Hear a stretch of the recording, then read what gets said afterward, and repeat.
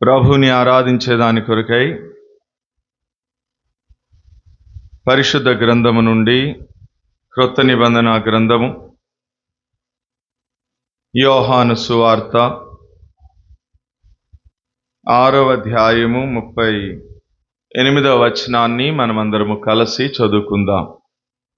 క్రొత్త నిబంధనలో పేజీ సంఖ్య 86వ పేజీలో వ్రాయబడిన దేవుని వాక్యాన్ని బైబిల్ కలిగిన వారు, బైబిల్ చదవగలిగిన వారు నాతో కలిసి చదవడానికి ప్రయత్నం చేయండి. యోహాను సువార్త 6వ అధ్యాయము 38వ వచనం.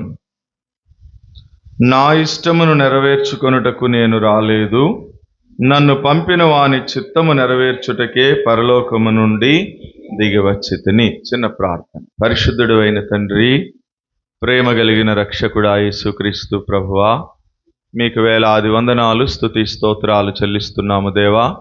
తండ్రి, మీరెంతైనా కూడా నమ్మదగిన దేవుడు అయి ఉండి ఈరోజు కూడా మా ఎడల మీకు వాత్సల్యత నూతనముగా కలిగినదై మా జీవితాల్లో మీరు మాకు అనుగ్రహించిన మరొక నూతన ప్రభుదిన దయా కిరీటాన్ని బట్టి మిమ్మల్ని స్తుతిస్తున్నాం ప్రభువా. తండ్రి, సజీవులు సజీవులే కదా నిన్ను స్తుతించేది. పాతాళమున నీకు స్తుతి కలుగునా, మన్ను నిన్ను సన్నుతించునా అని హిజ్కియా భక్తుడు సెలవిచ్చిన ప్రకారము ఈ దినమున మేమును సజీవులమై ఈ రీతిగా మీ ఇంటిలో మీ కృపా సింహాసనము దగ్గర మీరు స్వరక్తమిచ్చి సంపాదించిన సియోను సంఘముగా మిమ్మను ఆత్మతో సత్యముతో ఆరాధించటానికి కొరకై సిద్ధపరిచి సమకూర్చి తీసుకొచ్చిన ప్రతి సహోదరుడు సహోదరిని బట్టి మీకు వందనాలయ్యా. ఇంకెవరైతే మీ ఏర్పాట్లో మీ ప్రణాళికలో ఉన్నారో అటు వారు త్వరపడి మీ ఇంటికి రావడానికి కొరకై మీరే మార్గములు సరళం చేసి క్షేమంగా మా మధ్యలోనికి నడిపించమని ప్రార్థిస్తున్నాం. ఇప్పటి వరకు సియోను గీతాలతో మిమ్మల్ని కీర్తించి కొనియాడి శ్లాఘించి మహిమపరిచి పూజించి ఆరాధించే ధన్యత ఇచ్చారు. అందును బట్టి కూడా మీకు వందనాలు. ఈ సమయంలో కొద్ది సమయము మీరేమై ఉన్నారో, ఎందును బట్టి మిమ్మల్ని ఆరాధించాలో, మీ గొప్పతనం ఏంటో, మీ మంచితనం ఏంటో కొన్ని సంగతులు మీరు మాట్లాడితే మేము వాటిని విని హేతువు చేసుకుని వ్యక్తిగతంగా మరి ఆత్మతో సత్యముతో మిమ్మల్ని ఆరాధించాలని ఆశపడి మీ వైపు చూస్తుండగా మీరే మాతో మాట్లాడి మహిమ పొందమని యేసుక్రీస్తు ప్రభు నామంలో స్తుతించి ప్రార్థిస్తున్నాము తండ్రి, ఆమేన్. మంచిది. ఈ ఉదయం ప్రభుని ఆరాధించే దాని కొరకై ఒక మాట మనం చదువుతూ వచ్చాం. ఎవరు మాట్లాడుతున్నారు ఈ మాట అంటే సాక్షాత్తు యేసుక్రీస్తు ప్రభు వారే మాట్లాడుతున్నాడు. ఏమని మాట్లాడుతున్నారంటే, అసలు యేసు ప్రభు ఎందుకు వచ్చాడు ఈ భూమి మీదకి అని మిమ్మల్ని ఒక ప్రశ్న వేశాను అనుకోండి. మీరు చాలా మాటలు చెప్తారు కదా, పాపులను రక్షించడానికి వచ్చాడు, లేదా సిలువలో మన కొరకు ప్రాణం పెట్టడానికి వచ్చాడు, ఇంకా లేకపోతే సువార్త ప్రకటించడం, ఇట్లా చాలా సంగతులు చెప్తారు. కానీ ఇక్కడ సాక్షాత్తు యేసు ప్రభు వారే మాట్లాడుతూ ఆయన అన్నాడు, నేను ఎందుకు వచ్చాను ఈ భూమి మీదకంటే నా ఇష్టాన్ని నెరవేర్చుకోవడానికి నేను రాలేదు, పరలోకమందున్న తండ్రి చిత్తాన్ని నెరవేర్చడానికి కొరకే నేను ఈ భూమి మీదకి దిగి వచ్చితిని అన్నా. రాత్రి మన వర్తమానం ఇక్కడ ఆగింది, అందుకని మళ్ళీ ఇక్కడి నుంచి మొదలు పెడుతున్నా. మీరేమో రాత్రి రారు, మీరేమో రాను రాను ప్రభు రాకడ సమీపిస్తున్న కొలది బైబిల్ అంటుంది, ఆ దినము సమీపించుట మీరు చూచిన కొలది మరి ఎక్కువగా సమాజముగా కూడుకోండి అని హెబ్రీ పత్రిక 10వ అధ్యాయం 24వ వచనంలో పౌలు చెప్తే, మీరేమో ఆ దినము సమీపించే కొలది అంటే ప్రభు రాకడ సమీపించే కొలది ఇంకా మీరు దేవునికి దూరమై లోకానికి దగ్గర అవుతున్నారు కదా. అట్లా ఉండకూడదు. ఆదివారం క్రైస్తవుల్లాగా ఉండకూడదు. మీరు డ్యూటీలకు వెళుతున్నారు, మంచిదే, వెళ్ళొద్దని అన్నట్లా. సాయంత్రానికి డ్యూటీలు అయిపోతాయిగా, పోనీ 8ంటికి రండి. 8ంటికి వస్తే ఒక గంట సేపు చక్కగా ఉండొచ్చు కదా. రాత్రి చాలా సంగతులు దేవుడు మాట్లాడుతూ వచ్చినాడు, చాలా విషయాలు మాట్లాడి చివరికి అక్కడికి వచ్చేసరికి 9:30 అయిపోయింది టైము. ఇక టైం లేదులే, రేపు చూసుకుందాంలే అని అక్కడికి ఆపేసాం దాన్ని. ఇప్పుడు దాన్ని కంటిన్యూ చేస్తున్నాను నేను. సో ఎందుకు వచ్చాడు యేసు ప్రభు వారి భూమి మీదకి? తండ్రి చిత్తమును, దేవుని చిత్తాన్ని నెరవేర్చడానికి వచ్చాడట. ఆయనకు కూడా ఒక ఇష్టం ఉంది, అందుకని అక్కడ అన్నాడు, నా ఇష్టం నెరవేర్చుకోవడానికి రాలేదు నేను అంటే ఆయనకు కూడా ఒక ఇష్టం ఉంది. ఆ ఇష్టాన్ని ఏం చేసుకున్నాడట ఆయన? సిలువేసేసుకున్నాడు, చంపేసుకున్నాడు. ఇప్పుడు ఆయన ఇష్టము కాదు, దేవుని ఇష్టము, దేవుని చిత్తాన్ని నెరవేర్చడానికి వచ్చాడు యేసుక్రీస్తు ప్రభువారు. ఈ ఉదయం మన ఆరాధన వర్తమానం యొక్క అంశం ఏంటి అంటే, దేవుని చిత్తాన్ని నెరవేర్చిన యేసుక్రీస్తు ప్రభువు అని మనం అంశం రాసుకుంటే, మూలవాక్యం ఏంటి అంటే యోహాను సువార్త 6వ అధ్యాయము 38వ వచనం. సరే రండి, ఆయన భూమి మీద ఉన్నప్పుడు దేవుని చిత్తం ఏంటి అసలు ఆయన పట్ల, ఆ దేవుని చిత్తాన్ని ఆయన ఎట్లా నెరవేర్చాడు, త్వరగా ఒక 5 మాటలు చూపిస్తాను. వాటిని ఆధారం చేసుకుని కొద్దిసేపు ప్రభువుని వ్యక్తిగతంగా మనము ఆరాధించడానికి కొరకు మనల్ని మనం సిద్ధపరచుకుందాం. రండి, దాంట్లో మొదటి సంగతి గలతీ పత్రిక 1వ అధ్యాయము 4-5 వచనాలు. అపోస్తులైనటువంటి పౌలు గలతీయులకు రాసిన పత్రిక 1వ అధ్యాయము 4-5 వచనాలు. అందరిని తీనివు. 188వ పేజీ కొత్త నిబంధనలో. త్వరగా అయ్యా, 168 నాకు కనిపించట్లా సరిగ్గా. చదవండి.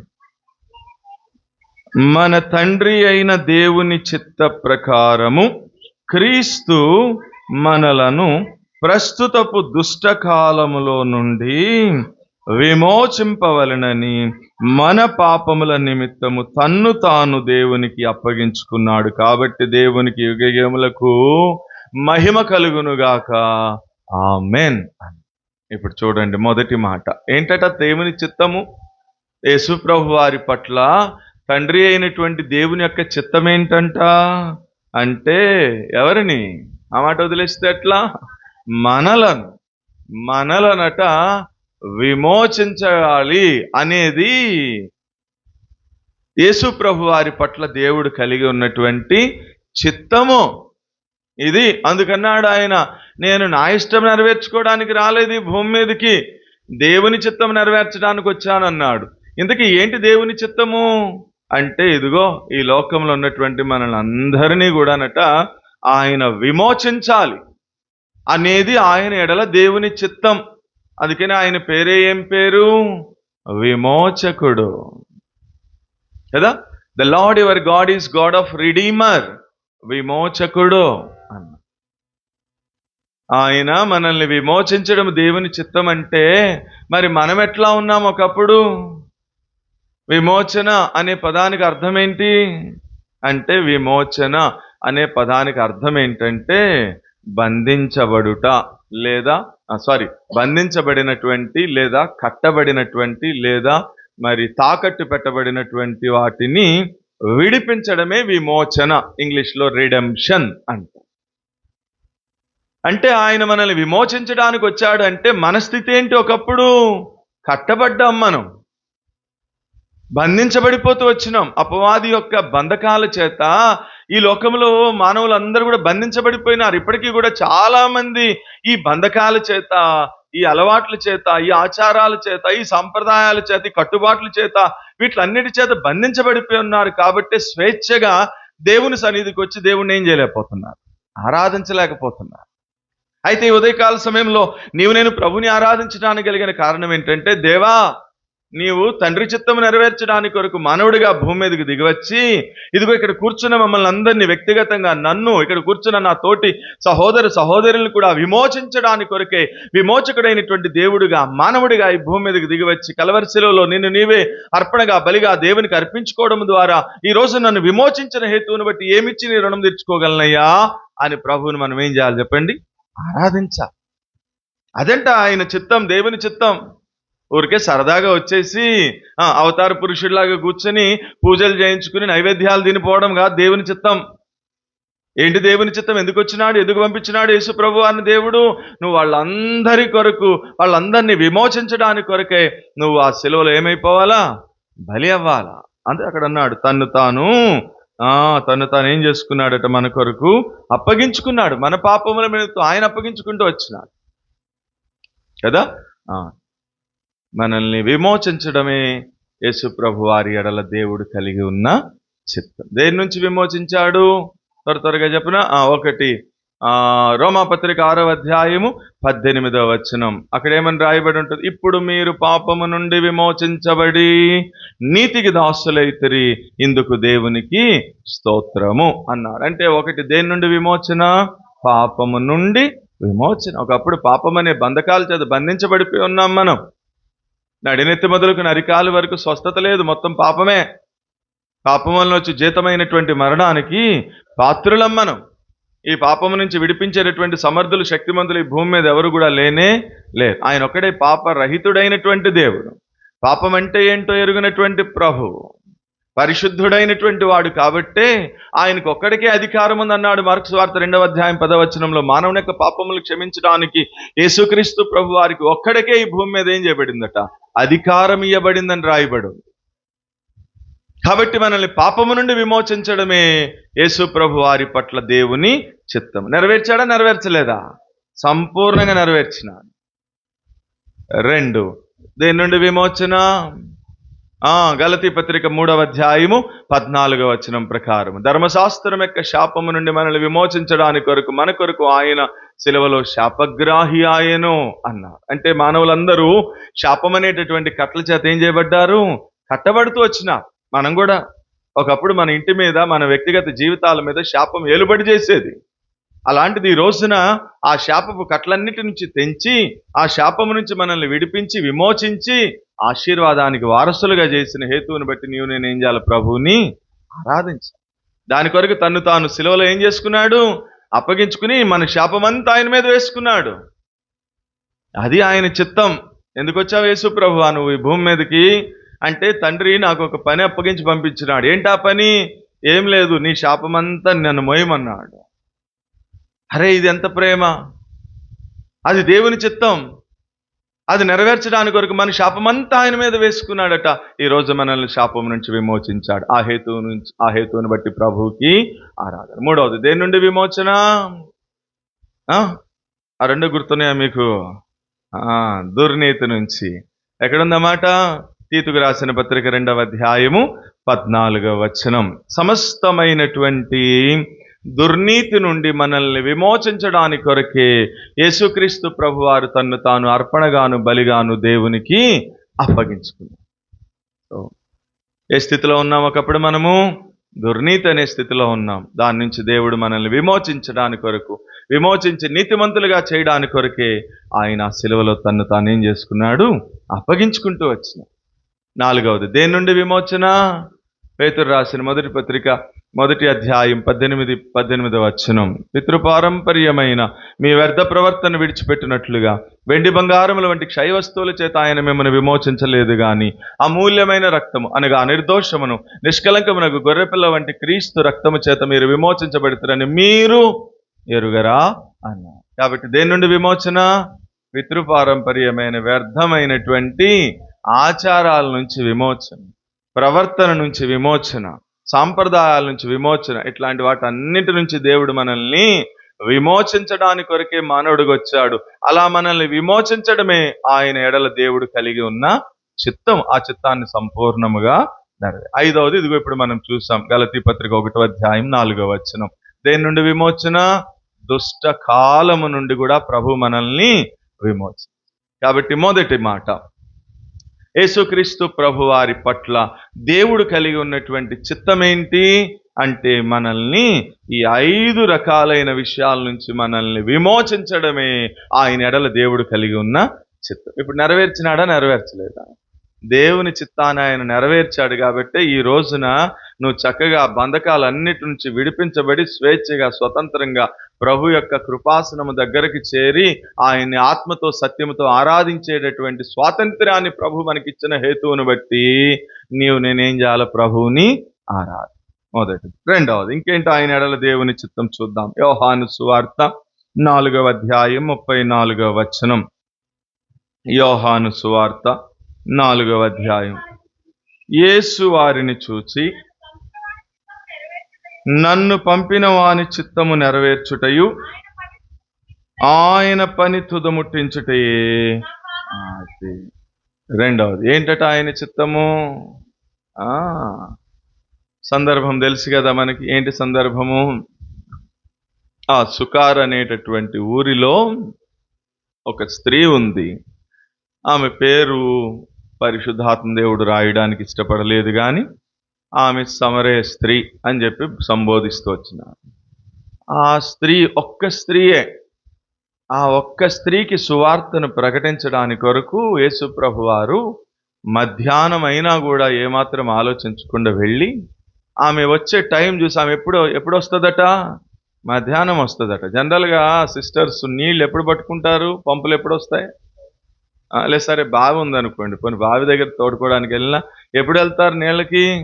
పొద్దున్నే వెళ్తారు, లేకపోతే సాయంత్రం. ఈ మధ్యాహ్నం వెళ్తుందట, మధ్యాహ్నం. ఎందుకనంటే తన స్థితి తను ఎరిగినది, మరి సమాజం ముందు తలెత్తుకోలేనటువంటి పరిస్థితి కాబట్టి మధ్యాహ్నం వెళ్తుంది అని యేసుప్రభు వారు గుర్తించి మధ్యాహ్నం అయినా కూడా ఆయన ఏమాత్రం కష్టం అనుకోకుండా ఆమె ఒక్కదాని కోసం వెళ్ళి ఇప్పుడు ఆమెతో సంభాషణ మొదలుపెట్టాడు. నాకు నీళ్లు దాహము అవి ఇవి అని సంభాషణ మొదలు పెడితే ఇప్పుడు ఆమె అంది, మరి ఈ నీళ్లు మీరు తాగొచ్చు, ఈ నీళ్లు మీవే, అది ఇది చెప్తా ఉంటే ఇప్పుడు ఆయన అన్నాడు, నేను కూడా నీళ్ళు ఇస్తాను నీకు, నేను ఇచ్చే నీళ్లు తాగితే నువ్వు దప్పికొనవు అంటే అప్పుడు సరే నీళ్ళు ఇవ్వమంటే నీ భర్తను తీసుకురమ్మన్నాడు. ఇప్పుడు ఉన్నోడు కూడా నీ వాడు కాదు అని. ఇప్పుడు మొత్తం వీళ్ళిద్దరి మధ్య ఆ కన్వర్జేషన్ అంతా జరుగుతూ ఉంటే ఇప్పుడు ఆమె మనోనేత్రాలు తెరవబడుతూ వచ్చింది. వెంటనే ఆ మంది నేను చేసినవన్నీ కూడా ఇంతవరకు ఎవరికి తెలియదు, నేను చాలా సీక్రెట్ మెయింటైన్ చేస్తున్నాను, నేను ఎవరికి తెలియదు, అందుకని నేను మధ్యాహ్నం ఎవరు లేనప్పుడు వస్తున్నాను నీళ్ళకి, నాకు ఎవరెవరితో కాంటాక్ట్స్ ఉన్నాయో ఎవరికి తెలియదు, కానీ మొత్తం అంతా నా జీవితం నా బ్రతుకంతా చెప్పేస్తున్నాడు ఈయన. అంటే నేను చేసినవన్నీ నాతో ఈయన చెప్తున్నాడంటే బహుశా ఈయనే మేము ఎదురు చూస్తున్నటువంటి మెస్సయ్యా అని మనోనేత్రాలు తెరవబడిని ఆ కొండను అక్కడే విడిచిపెట్టింది. ఇప్పుడు ఊళ్ళో పరిగెత్తింది, ఊళ్ళో వాళ్ళందరికీ సాక్ష్యం ఇచ్చింది, నేను చేసినవన్నీ నాతో చెప్పిన మెస్సయ్య ఈయన కాదా, రండి మనం వెళ్ళి చూద్దాం అని చెప్పి మొత్తం ఊరోళ్ళందరినీ తీసుకొచ్చింది సువార్త చెప్పి. ఇప్పుడు శిష్యులు వచ్చారు. ఈ కన్వర్జేషన్ ఈ సీన్ అంతా అయిపోయినప్పుడు శిష్యులు వచ్చి మరి భోజనము ఏర్పాట్లు అంటుంటే అప్పుడు ఆయన అన్నాడు, నాకు ఈ భోజనం కాదు, నన్ను పంపిన దేవుని యొక్క చిత్తము, ఏ పని నిమిత్తమైతే ఆయన నన్ను పంపాడో ఆ పని నెరవేర్చడమే, ఆ పనిని తుదముట్టించడమే నాకు ఆహారము అంటే చూడండి, నశించిపోతున్నటువంటి ఒక్క ఆత్మని రక్షించాలన్నటువంటి పని, దాన్ని కంప్లీట్ చేయడమే దేవుని యొక్క చిత్తమట ఆయన పట్ల.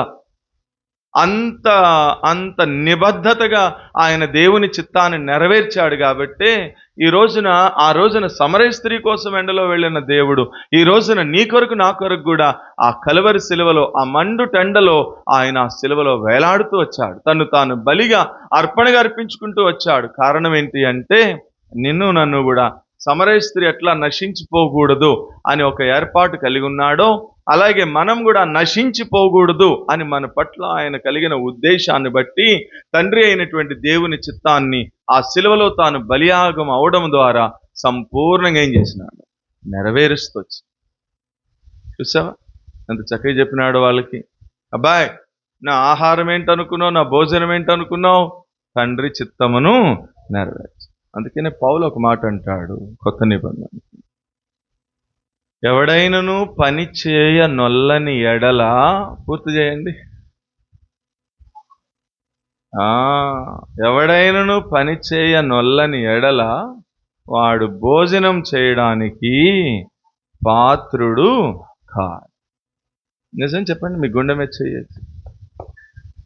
పని అంటే మీ పనులు కాదు, మీకు ఇచ్చిన డ్యూటీస్ కాదు, ఆ పనులు కాదు, నిజంగా దేవుడి పని చేసి మేము భోజనం చేస్తామండి అన్న వాళ్ళు చూపించండి, మీ గుండె మీద చేసి చూపించండి, చూస్తాను. మీ వ్యాపారాలు, మీ సొంత పనులు, మీ ఉద్యోగాలు, ఈ పని కాదు, దేవుడు నీకు అప్పగించిన పని. ఏం అప్పగించినాడు దేవుడు నీకు పని? భోజనం అంటే ఈ మటన్ బిర్యానీ భోజనం కొంచెంసేపు పక్కన పెడదాం, ఇదిగో అది భోజనం కదా. ఇప్పుడు కొంతసేపు ఉన్న తర్వాత ప్రభురాత్రి భోజనంలో నువ్వు చెయ్యేస్తావు. ఆ ప్రభురాత్రి భోజనం ఇచ్చేటప్పుడు నేను అక్కడ మోకరించి ఒక మాట చదువుతాను బైబిల్లో నుంచి. ఏమని? మీరు ఈ రొట్టెను తిని ఈ పాత్రలోనిది త్రాగునప్పుడల్లా ప్రభు వచ్చు వరకు ఆయన మరణమును ప్రచురము చేయాలి అంటాను. అంటే దాని అర్థం ఏంటి? అదే మీకు ఇచ్చిన పని. ఏం పని ఇచ్చాడు ఆయన? మీరు ఈ రొట్టెను తిని ఈ పాత్రలోంది త్రాగినప్పుడల్లా కూడా ఆయన మరణాన్ని మీరేం చేయాలా? అది మీకు ఇచ్చామండి. లాస్ట్ వీక్ మీకు ఒక అసైన్మెంట్, ఒక పని ఇచ్చాం. ఇప్పుడు మళ్ళీ భోజనం చేయడానికి వచ్చారు మీరు, అవునా? ఏ భోజనం? ప్రభురాత్రి భోజనం. ఇప్పుడు ఈ ప్రభురాత్రి భోజనం చేయడానికి వచ్చిన నీవు ఆ భోజనంలో చేయడానికి ముందు ఏం పరీక్ష చేసుకోవాలా? అసలు నాకు దేవుడు పోయిన వారం ఒక పని ఇచ్చాడు, ఆ పనిని నేను నెరవేర్చానా లేదా? మీరు దేవుడిచ్చిన పని చేయరు, నేనిచ్చిన పని చేయరు, ప్రసాద్ గారు ఇచ్చిన పని చేయరు, గౌరక్ ఇచ్చిన పని చేయరు, ఎవరి పని చేయరు. మీరు మీ ఇంట్లో మీ అమ్మా నాన్న చెప్పిన పని కూడా చేయరు. పొద్దున్న 8ంటికి లేచిద్దన్నా మా అమ్మాయి, ఏం పని చేయదు అంటది వాళ్ళ అమ్మ. ఈ అమ్మాయి ఎప్పుడు చూసినా కానీ, అంకుల్ నేను ఇల్లు కడుగుతున్నాను అంకుల్, వాకిలు కడుగుతున్నాను అంకుల్ అంటది. మరి ఎవరిది నిజమో తెలియదు. కాబట్టి జాగ్రత్త.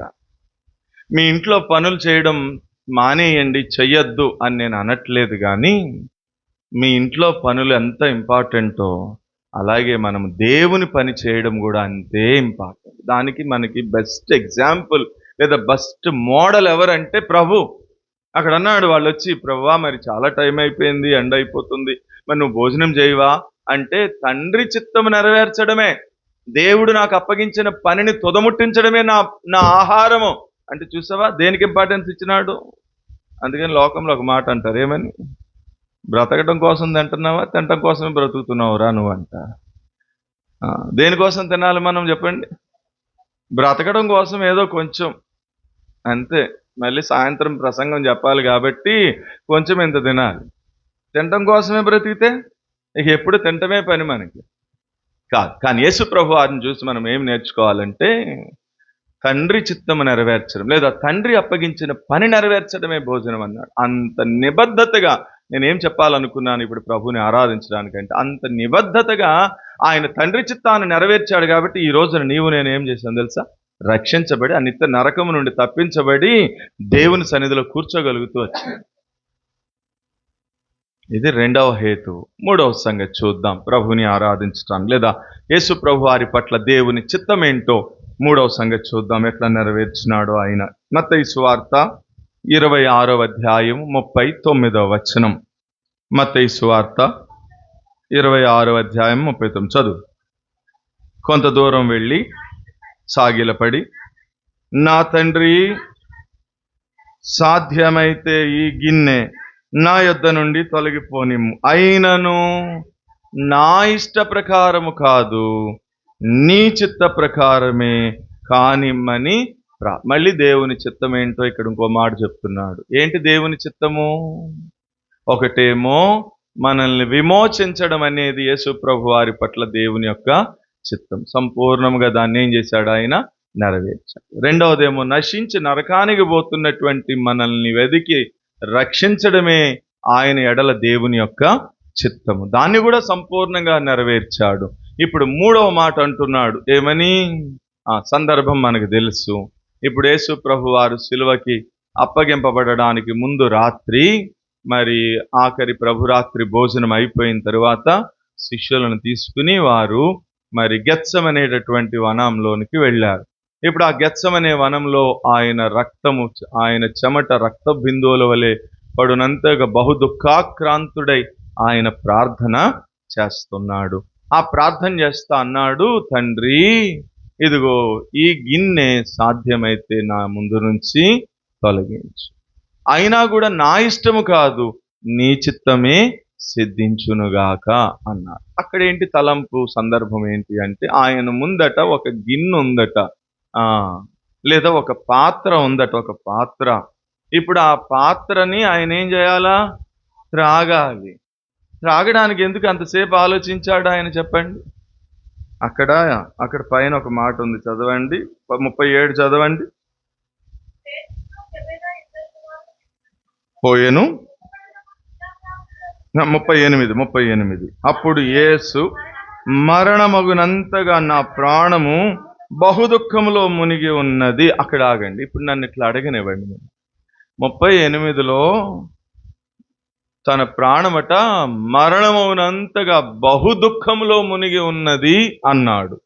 39లో అన్నాడు, సాధ్యమైతే ఈ గిన్నె నా దగ్గర నుంచి తొలగించయ్యా అని ప్రార్థన చేస్తాను. నన్ను ఇట్లా అడగనివ్వండి, మిమ్మల్ని నా వైపు చూడండి. ఎందుకు యేసు ప్రభు వారి ప్రాణము అంత ఎందుకు దుఃఖం వచ్చింది? ఎందుకు ఆ గిన్నెలోనిది తాగడానికి అంతసేపు ఎందుకు ఆలోచిస్తున్నాడు? నీ బైబిల్ స్టడీలో నువ్వు బైబిల్ చదివేటప్పుడు నీకొచ్చిన తలంపేంటో షేర్ చేసుకోవచ్చు. అసలు మేము ఆ పార్టీ చదవలేదని అంటారా? పోనీ ఇప్పుడు నేను అడుగుతున్నానుగా, చెప్పండి, ఎందుకు ఆయన ప్రాణం అంతగా ఎందుకు దుఃఖంలోకి వెళ్ళిపోయింది? ఎందుకు ఈ గిన్నె నీకు ఇష్టమైతే తొలగించి అంటున్నాడు? కారణం ఏమయ్యింది? పాపాలు. Very good. అసలు ఆయన వచ్చిందే పాపులను రక్షించుటకు. క్రీస్తు యేసు ఈ లోకమునకు వచ్చినను వాక్యము నమ్మదగినది, పూర్ణ అంగీకారమునకు యోగ్యమునై ఉన్నది అని ఉంది 1 పేతురు పత్రిక 1వ అధ్యాయం 15వ వచనంలో. ఎందుకు అయ్యా? ప్రసాద్ గారు ఏదో చెప్తున్నారు, చెప్పండి. ఎందుకు అంత దుఃఖం అవుతుందంటే, ఇప్పుడు ఆ గిన్నెలో ఏముంది? మానవులందరి యొక్క పాపము నిండి ఉన్న పాపపు పాత్ర అది. ఇప్పుడు ఆయన వచ్చిందే పాపలను రక్షించడానికి కదా. మరి ఎందుకన్నాడు ఆ మాట?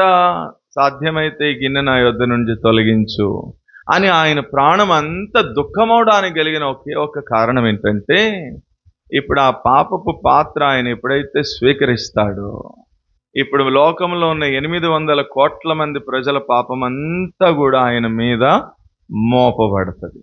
ఎప్పుడైతే పాపము మోపబడుతుందో అప్పుడు తండ్రితో ఆయనకి ఏమవుతుంది చెప్పండి? ఎడబాటు వస్తుంది. ఎంతసేపు? అందుకన్నాడు సిలువలో 4వ మాట ఏమని? సిలువలో 4వ మాట ఏమన్నాడండి? నా దేవా, నా దేవా, నన్నెందుకు చెయ్యి విడిచిపెట్టావు? నన్ను ఇక్కడ కొంచెం ఆగనివ్వండి. మొదటి మాట ఏమన్నాడు? Very good. 7వ మాట ఏమన్నాడు?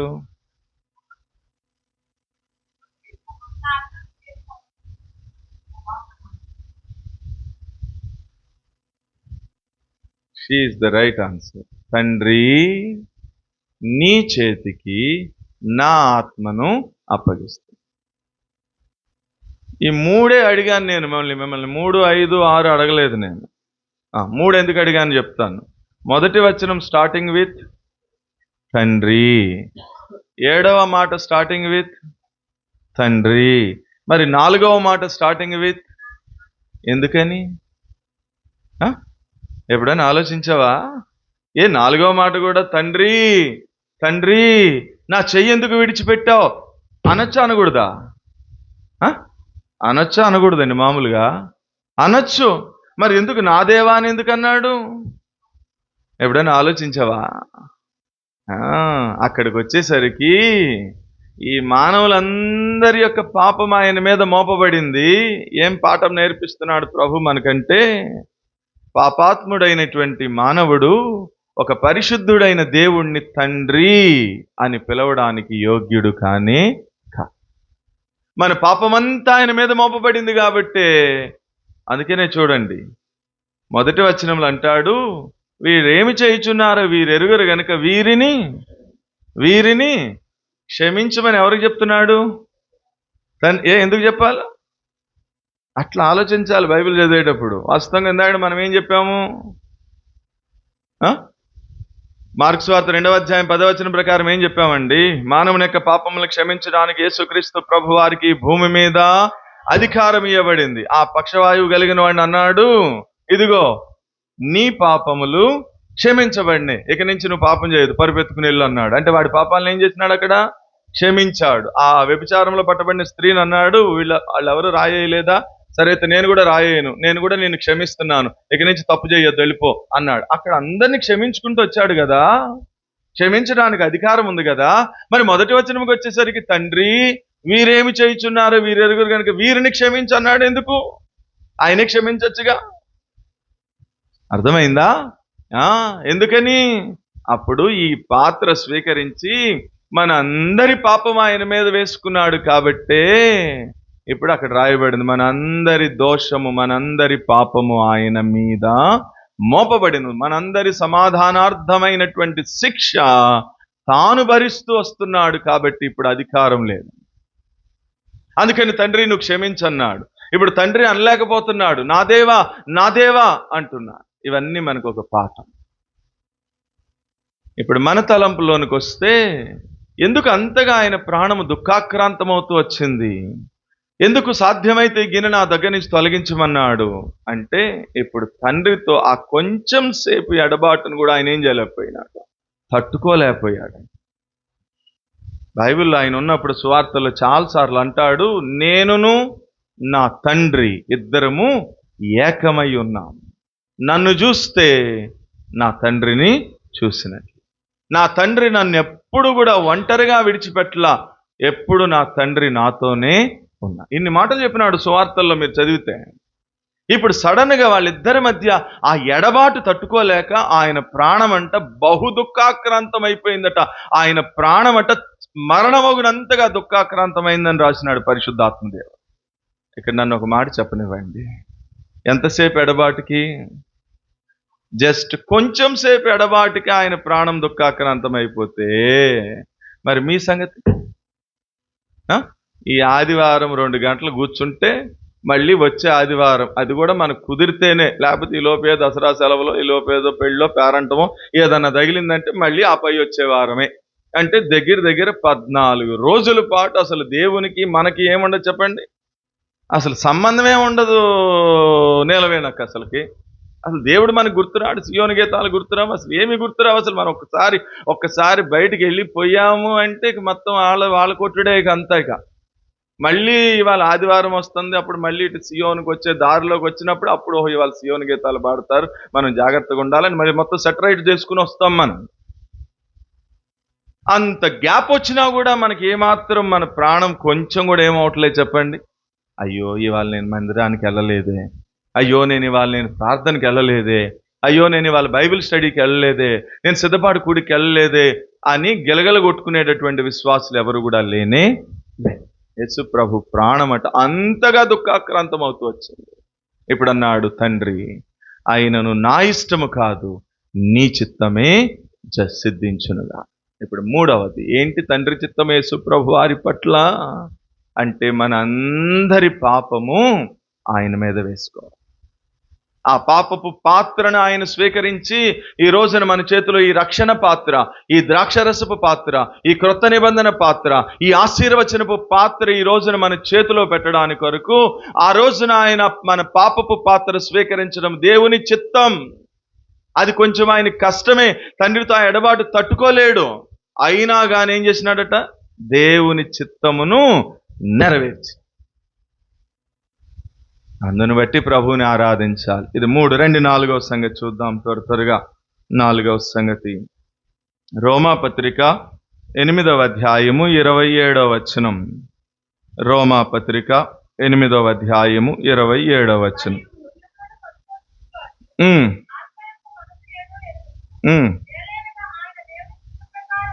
ఏలయనగా యేసు ప్రభువారు దేవుని చిత్త ప్రకారము మనందరి కొరకు విజ్ఞాపనము చేయచ్చు. చాలులే. ఇప్పుడు 4వది ఏంటట? ఆయన ఎడల దేవుని చిత్తము ఎవరి కొరకు? మనందరి కొరకు. నువ్వు ఆరాధించేటప్పుడు ఎవరి కొరకు? నా కొరకు. ఎందుకని ఆ పైన అంటాడు, మనం ఎట్లా యుక్తముగా ప్రార్థన చెయ్యాలో మనకి తెలియదు కాబట్టి ఆయనే మన పక్షముగా తండ్రి కుడిపార్శ్వమున కూర్చుండి ఉచ్చరింప శక్యముగా అనేటువంటి మూలుగలతో మన పక్షముగా ఏం చేస్తున్నాడట? ఆయన విజ్ఞాపన. అండి ఇది దేవుని చిత్తం, విజ్ఞాపన చేయడం అనేది.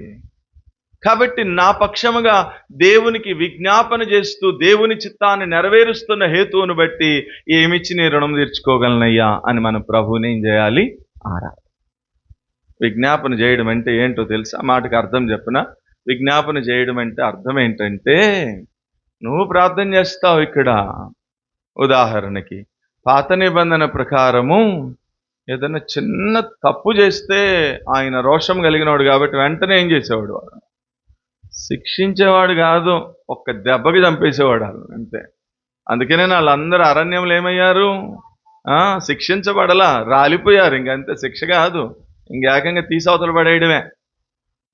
ఇప్పుడు మరి మనము ఒక్క తప్పు కాదు, రోజుకే ఎన్నో తప్పులు చేస్తాం. ఆలోచన, తలంపులు, మాటలు, చూపులు, వినికిడి, ఎన్నో తప్పులు చేస్తాం. ఈ పాటికి మనం కూడా ఏమైపోవాలా? రాలిపోవాలి. మరి ఎందుకని రాలిపోవాలా? నువ్వు ఎప్పుడైనా ఆలోచించావా? నేను చాలా భక్తిపరుడండి, సియోన్లో నా అలాంటి భక్తిపరుడు ఇంకొకడు లేడు, అందుకే నేను రాలిపోవట్లేదని అనుకుంటున్నావేమో నువ్వు. నేను ఎన్ని తప్పులు చేసినా కానీ నేను రాలిపోవడానికి కారణం ఏంటంటే నా అంత భక్తిపరురాలు ఈ ఏలూరు చుట్టుపక్కల ప్రాంతంలోనే ఎవరు లేవరు అనుకుంటున్నావేమో. కాదు, అదిగో ఆ వచనం అర్థం ఏంటంటే, నువ్వు ఏదైనా తప్పు చేసినప్పుడు నిన్ను సంహరిద్దామని దేవుడు చూస్తుంటే వెంటనే ఇదిగో యేసు ప్రభు వారు ఆయన గాయాన్ని చూపిస్తున్నారు. తండ్రి, ఆ బిడ్డ కొరకే కదా నేను గాయపరచబడ్డాను, ఆ బిడ్డ కొరకే కదా నేను నల్లకొట్టబడ్డాను, ఆ బిడ్డ కొరకే కదా నేను తల మీద ముళ్ళ కిరీటం పెట్టుకున్నాను అనగానే నిన్ను చూడట్లా తండ్రి, ఎవరిని చూస్తున్నాడు? ఈ గాయాలు చూస్తున్నాడు. కాబట్టి నువ్వు ఇంకా బ్రతికి బట్టగట్టినో, లేకపోతే ఈ బాటికి ఎప్పుడో చచ్చిపోయి ఉండేదాన్ని. అర్థమైందా? ఇప్పుడు అట్లా తండ్రి కుడిపార్శ్వమున కూర్చుండంట మనల్ని అందరినీ కూడా మళ్ళా తిరిగి సమకూర్చడానికి, సరిచేయడానికి కొరకు ఉచ్చరింప శక్యము కాని మూలుగలతో మన పక్షంగా విజ్ఞాపన అంటే ఆయన గాయాలను చూపిస్తూ మనల్ని ఏం చేస్తున్నాడు? ఆయన బ్రతికిస్తున్నాడు. ఇది దేవుని చిత్తం నెరవేర్చడం అండి. ఆ దేవుని చిత్తాన్నే గనక ఈ 4వ విషయం ఆయన నెరవేర్చకపోతే ఈ పాటికి ఎప్పుడో చచ్చిపోయి ఉండేవాళ్ళం మనం. ఆ హేతువును బట్టి నీవు నేనేం చేయాలి? ప్రభువుని ఆరాధన. మొదటిదేమో మనల్ని విమోచించడము దేవుని చిత్తము, సంపూర్ణముగా దానిని నెరవేర్చినాడు. రెండవదేమో నశించి నరకానికి పోతున్న మనల్ని వెదకి రక్షించడం దేవుని చిత్తము, దానిని కూడా సంపూర్ణంగా నెరవేర్చి ఈ రోజున మనల్ని నిత్యరాజ్యానికి వారసులుగా చేసినాడు. మూడవదేమో మన అందరి పాపపు పాత్రను ఆయన స్వీకరించడం దేవుని చిత్తము, అది కూడా నెరవేర్చి ఈ రోజున మన చేతిలో రక్షణ పాత్ర పెడుతూ వచ్చినాడు. నాలుగవదేమో మన పక్షముగా తండ్రికి విజ్ఞాపన చేయడం దేవుని చిత్తము, దాన్ని కూడా నెరవేర్చాడు. కాబట్టే ఈ రోజు నువ్వు ఇంకా ఇన్ని తప్పులు చేసినా కూడా బ్రతికి బట్టగడుతూ వచ్చినావు. ఆఖరిగా 5వ చెప్పి ముగించేస్తాను. యోహాను సువార్త 5వ అధ్యాయము 30వ వచనం. యోహాను సువార్త 5వ అధ్యాయం 30వ వచనం. వారు అట్లయితే 5:30 నా అంతట నేను ఏమీ చేయలేను, నేను వినున్నట్లుగా తీర్పు తీర్చున్నాను. నన్ను పంపిన వాని చిత్త ప్రకారమే చేయగోరుదును గాని నా ఇష్ట ప్రకారము చేయగోరను గనుక నా తీర్పు ఏంటట? ఆయన ఎడల దేవుడు కలిగి ఉన్న చిత్తం ఏంటి? 5వది మన పక్షముగా న్యాయమైన తీర్పు. అన్యాయపు తీర్పు కాదు కదా. ఈ లోకంలో అందరూ మనకి ఎట్లాంటి తీర్పు ఇస్తారు చెప్పండి? అన్యాయపు తీర్పే. అన్యాయమే ఈ లోకంలో అంతా కూడా, మోసమే ఈ లోకంలో. అనేక మంది మరి బాధపడటానికి కలిగిన కారణం ఏంటంటే అన్యాయపు తీర్పు. కానీ మనకి ఒక నిరీక్షణ, లేదా మనం ఈ రోజున ప్రభుని ఆరాధించడానికి కలిగిన ఒక సంతోషకరమైన కారణం ఏంటి అంటే, ఒకవేళ ఈ లోకము నిన్ను అన్యాయంగా నిందించచ్చు, అన్యాయంగా నీ మీద నేరాలు మోపొచ్చేమో, కానీ ఇదిగో యేసు ప్రభు వారినట నీ కొరకు ఎందుకు పంపించినాడు, లేదా యేసు ప్రభు వారికి నీ పట్ల దేవుని యొక్క చిత్తం ఏంటంటే మన ఎడలట ఆయన న్యాయమైనటువంటి తీర్పే తీరుస్తాడు. కాబట్టి నువ్వు నన్ను ఈ లోకం అన్యాయం చేస్తున్నారండి, నాకు ఈ స్థలం విషయంలో వాళ్ళు నన్ను అన్యాయం చేశారండి, ఈ డబ్బుల విషయంలో నన్ను వాళ్ళు మోసం చేశారండి అని నువ్వు బాధపడాల్సిన అవసరంలా. యేసు ప్రభు వారు నీ పక్షంగా ఒక రోజున నీకేం చేస్తాడో తెలుసా? న్యాయమైనటువంటి తీర్పు తీరుస్తాడు. అట్లా తీర్చడం అనేదట దేవుని యొక్క చిత్తం. దాన్ని సంపూర్ణముగా నెరవేర్చుతాడు యేసుక్రీస్తు ప్రభువు. ఆ హేతువును బట్టి మనం ఏం చేయాలి? ప్రభువుని ఆరాధన. అందుకొచ్చాడు యేసు ప్రభు. నా ఇష్టం నెరవేర్చుకోవడానికి రాలేదు, తండ్రి చిత్తమును నెరవేర్చడానికి నేను వచ్చానని ఇప్పుడు యోహాను సువార్త 17వ అధ్యాయము 4వ వచనంలో అన్నాడు. చేయుటకు నీవు నాకు ఇచ్చిన పనిని సంపూర్ణముగా నెరవేర్చి భూమి మీద నేను నిన్ను మహిమపరిచాను అని చెప్పి చనిపోయినాడు. కాబట్టి ఈ ఉదయకాలము ప్రభుని ఆరాధించడానికి కలిగిన కారణం ఏంటి అంటే, దేవా, నువ్వు ఈ భూమి మీదకి తండ్రి చిత్తం నెరవేర్చడానికి వచ్చావు. నా ఎడల దేవుని చిత్తం ఏమై ఉందో, లేదా నన్ను విమోచించడానికి నీ ఎడల దేవుని చిత్తం ఏమై ఉందో దాన్ని సంపూర్ణముగా నువ్వు నెరవేర్చావు. కాబట్టే ఈరోజు నేనేమయ్యానో తెలుసా? 1, నేను విమోచించబడ్డాను. 2, నేను నిత్య నాశనము నుండి తప్పించబడుతూ వచ్చాను. 3, నేను రక్షణ పాత్ర చేతపుచ్చుకోగలుగుతూ వచ్చినాను. 4, నేను ఈ రోజున బ్రతికి బట్టగడుతూ వచ్చినాను. 5, నేను న్యాయపు తీర్పుని పొందుతూ వచ్చాను. ఈ హేతువును బట్టి ఏమిచ్చి నీ రుణం తీర్చుకోగలనయ్యా అని మనం ప్రభువుని ఆరాధించబద్దులమై ఉన్నాం. అట్టి ఆరాధన ఆత్మ ప్రభు మనందరికీ దయచేయునుగాక. తల వంచుదామా? ప్రభు సన్నిధిలో మోకరి